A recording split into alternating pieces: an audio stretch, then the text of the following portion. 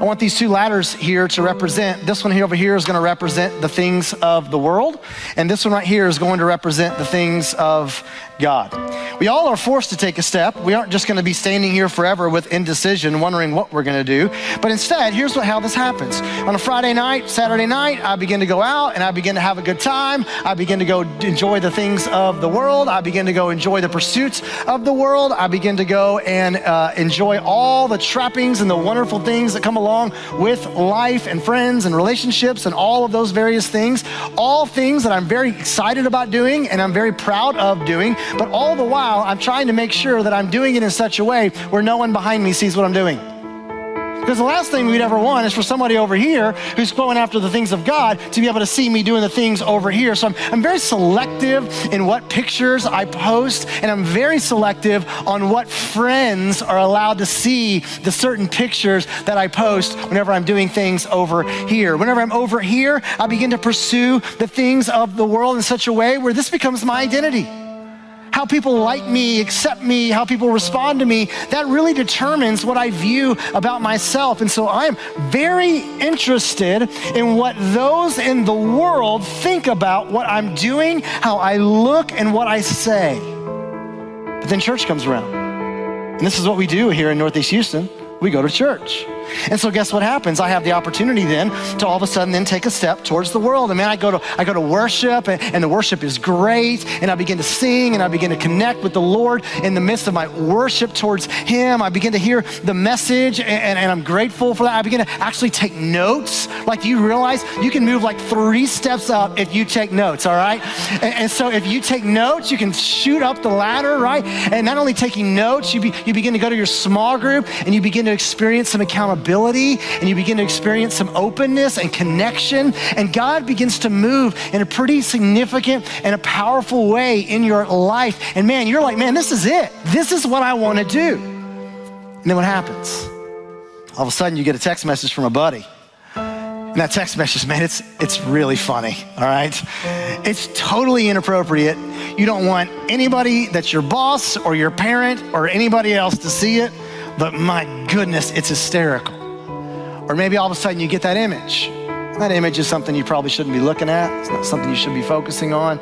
And you get that, and then all of a sudden you're thinking, man, this is pretty nice. This is pretty good. I really like this stuff.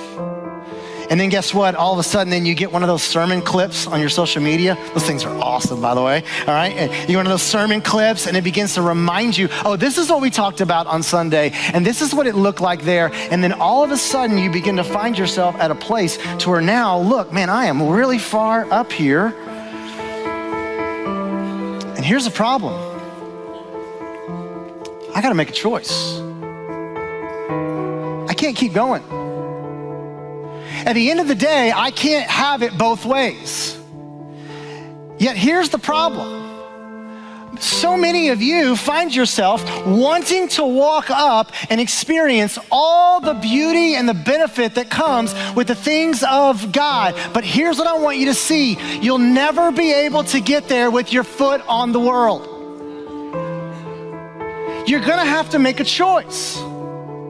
And ultimately, some of you are trying so hard to live in this middle that you're finding yourself now at the place to where, guess what? You gotta choose. Am I gonna choose the things of the world? And am I gonna go there? Because to do so, guess what? I'm fully committed, I've gotta go there. Or am I gonna go and I'm gonna choose the things of God? Some of you are like, this is scaring me to death, right? Can I be honest? It should scare you too. You live your life on this tightrope, somehow thinking that God doesn't see what you're doing. And all along, what God is saying is that, look, I'm just telling you, it's not gonna end well.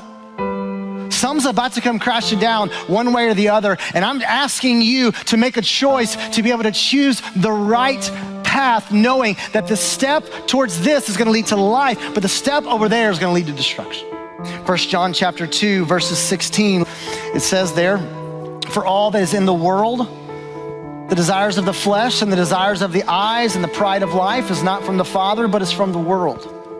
and the world is passing away along with its desires. This shows us what the two different destinations are. The first thing I want you to see is this: a step towards the world leads to destruction. John goes on to describe the world by using three different descriptions. He says it's the desires of the flesh, the desires of the eyes, and the pride of life.